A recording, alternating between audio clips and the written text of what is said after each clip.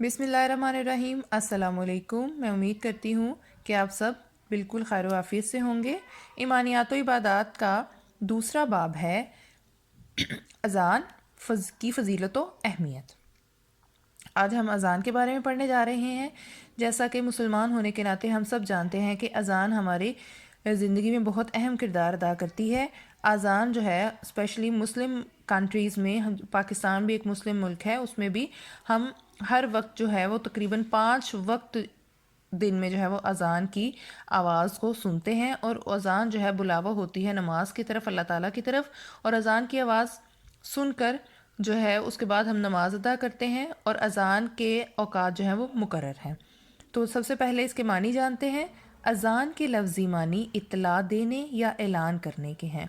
مسلمانوں کو باجماعت نماز کی ادائیگی کے لیے بلانے کی غرض سے جو الفاظ بلند آواز میں پکارے جاتے ہیں انہیں اذان کہتے ہیں۔ ہم سب جانتے ہیں کہ ہماری مساجد میں اذان جو ہے وہ اسپیکرز میں دی جاتی ہے، جس کی وجہ سے وہ چاروں طرف گونجتی ہے، اور اس طرح تقریباً ہر مسلمان تک وہ آواز پہنچتی ہے جو کہ ہمیں اذان کی نماز کی طرف بلاتی ہے۔ اذان مسلمانوں کا امتیازی نشان ہے۔ اذان مسلمانوں کا امتیازی نشان اس طرح ہے کہ کسی بھی اور مذہب میں کسی بھی قسم کی اس طرح کی آواز جو ہے وہ عبادات کی طرف بلانے کے لیے نہیں گونجتی، نہ ہی اس طرح کا کوئی ان کے مذہب میں کوئی رواج جو ہے وہ رائج ہے۔ یہ صرف اذان ہی ہے جو کہ مسلمانوں کا امتیازی نشان ہے، جو کہ چاروں طرف پورے ملک میں جو ہے وہ اذان جو ہے وہ دی جاتی ہے۔ اس کے علاوہ ایک ریسرچ کے مطابق پوری دنیا میں جو ہے وہ اذان ایک کے بعد ایک ملک میں جب شروع ہوتی ہے تو اس طریقے سے اذان جو ہے وہ سارا دن پوری دنیا میں گونجتی رہتی ہے۔ یہ آواز ہر روز 5 وقت کی نماز کا بلاوا بن کر پوری دنیا میں بلند ہوتی ہے۔ اذان میں اللہ تعالیٰ کی بڑائی کا بیان، اس کی بندگی کی شہادت، اس کے رسول صلی اللہ علیہ وسلم کی رسالت کا اقرار، یعنی نماز پڑھنے اور بھلائی پانے کی دعوت شامل ہے۔ سب سے پہلے اذان میں ہم اللہ تعالیٰ کی بڑائی بیان کرتے ہیں، جو کہ ہم کہتے ہیں اللہ اکبر اللہ اکبر۔ اس کی بندگی کی شہادت دیتے ہیں کہ ہم اسی کی عبادت کرتے ہیں، ہم اسی کے بندے ہیں۔ اس کے آخری رسول جو ہے وہ حضرت محمد صلی اللہ علیہ وآلہ وسلم کی رسالت کا اقرار، کہ وہ جو ہے وہ اللہ تعالیٰ کے آخری نبی ہیں، خاتم النبیین ہیں، اور ان کے بعد کوئی بھی نبی نہیں آئے گا۔ نیز نماز پڑھنے اور بھلائی پانے کی دعوت شامل ہے۔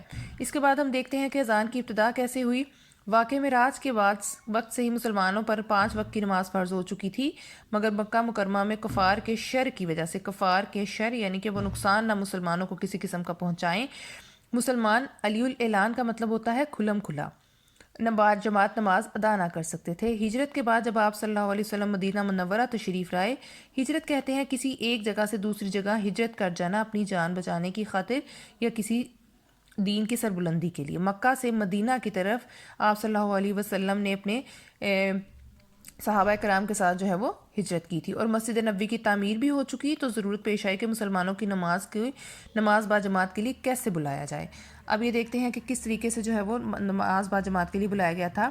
ایک مرتبہ حضرت عبداللہ بن زید انصاری رضی اللہ تعالیٰ عنہ رسول صلی اللہ علیہ وسلم کی خدمت اقدس میں حاضر ہوئے اور عرض کیا، یا رسول اللہ صلی اللہ علیہ وسلم، میں نے خواب میں دیکھا کہ ایک شخص قبلہ کعبہ رو ہو کر اللہ اکبر پکار رہا ہے۔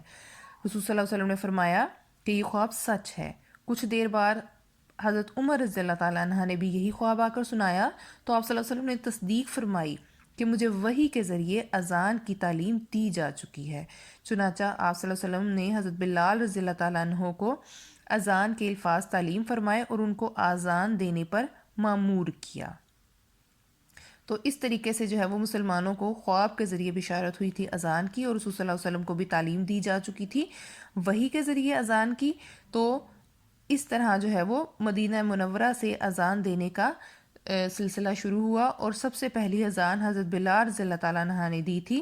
انہیں مؤذن اسلام بھی کہا جاتا ہے۔